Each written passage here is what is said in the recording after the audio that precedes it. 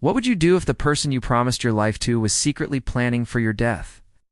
I found the answer in a place I never expected, a dusty, forgotten shoebox tucked away in the back of my wife's closet.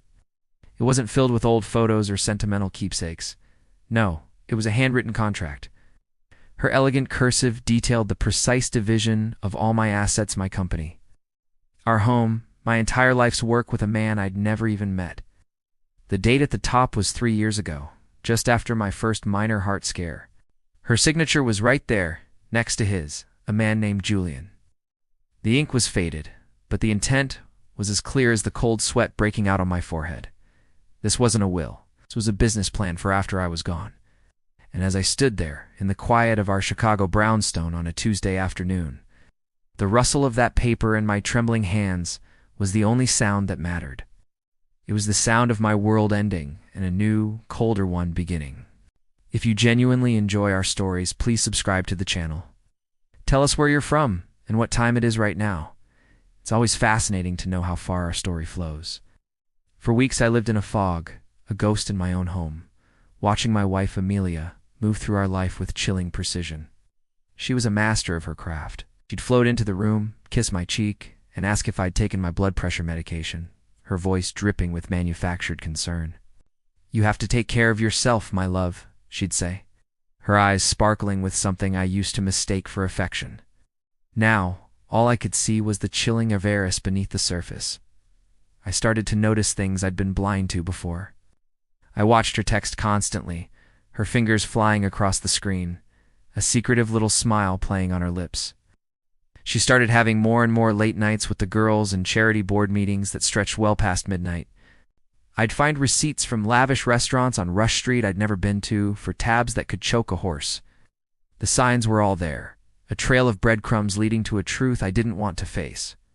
One night, my suspicion got the better of me. I followed her.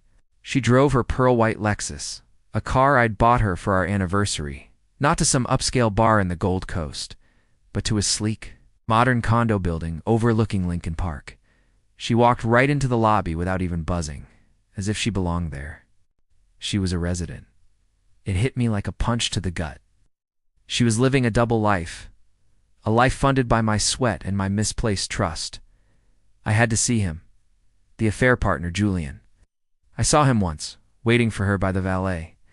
He was exactly who I'd pictured, tall, smug, wearing a suit that probably cost more than my first car. He had the lazy confidence of a man who'd never worked a hard day in his life, a man who took what he wanted without a second thought. It was sickeningly clear that he wanted my life. The humiliation was a physical weight. It crushed my chest, making it hard to breathe. All this time, I was the loyal husband, the provider, the man who thought he had it all. But in their eyes, I was just a placeholder, a walking bank account with a ticking clock attached. The love I thought we shared was just a performance, a long con. The breaking point came one evening when she breezed home humming a tune, smelling of an expensive cologne that wasn't mine. She tossed her keys on the marble countertop and announced she was going to a wellness retreat in Napa for the weekend. "To distress," she said, not even bothering to look at me. That was it. That was the moment the heartbreak finally shattered and reformed into something else, something cold and sharp. The broken man who found that contract in the shoebox was gone. In his place stood a strategist. My grief had morphed into a quiet, calculating rage. Her little Napa retreat wasn't just a weekend getaway for her. For me, it was a window of opportunity. While she was sipping Chardonnay and planning my replacement, I was building my war room. The first call I made was to the best private investigator in Chicago, a grizzled ex-cop who'd seen it all, and then some. In his dusty office, I laid out the contract on his desk. He didn't flinch. He didn't even look surprised, just nodded slowly and said, "Let's get to work." And work he did. The evidence started piling up faster than I could have imagined. Photos of Amelia and Julian, laughing on a yacht on Lake Michigan, looking like the happy couple I thought we were. Financial records showing Julian's failing real estate ventures and the sudden mysterious cash infusions that perfectly coincided with Amelia's large withdrawals from our joint accounts. He wasn't just her lover, I was his bailout. I was funding the man who was sleeping with my wife and waiting for me to die. The final piece of the puzzle was the contract itself. I took it to my lawyer, A true shark in a three-piece suit. He looked at the document, then at me, his eyes sharp. "This is premeditated, attempted fraud at a minimum," he said, his voice low. "It's conspiracy. This is not just grounds for divorce, this is grounds for ruin." The word ruin echoed in my mind. It was exactly what I wanted. The plan was set. It was a series of legal and social traps, all perfectly baited and ready to spring. And the stage for this grand finale? It would be Amelia's annual charity gala, her crowning social event of the year.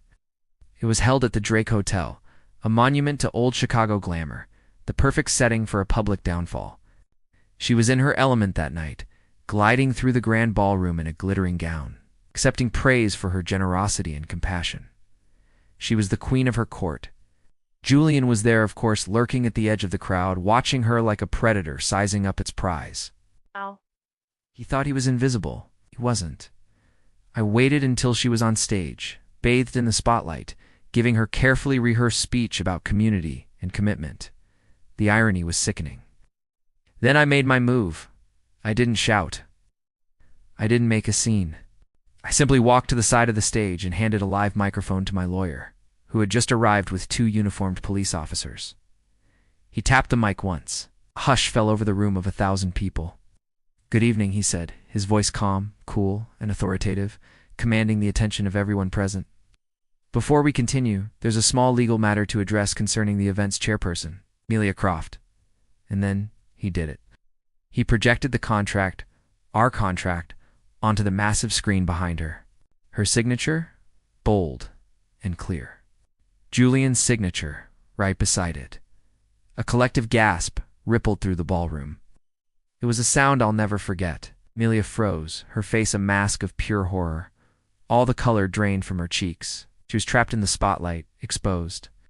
My lawyer then calmly detailed Julian's financial crimes, the embezzlement, the fraud, all of it funded by the generous woman on the stage.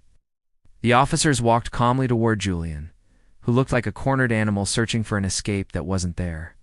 They cuffed him and led him away through a sea of shocked faces and flashing cell phone cameras. The high society of Chicago was getting a show they never expected. Then they came for Amelia. Her perfect world, her carefully constructed facade of grace and charity, crumbled to dust in a single silent moment.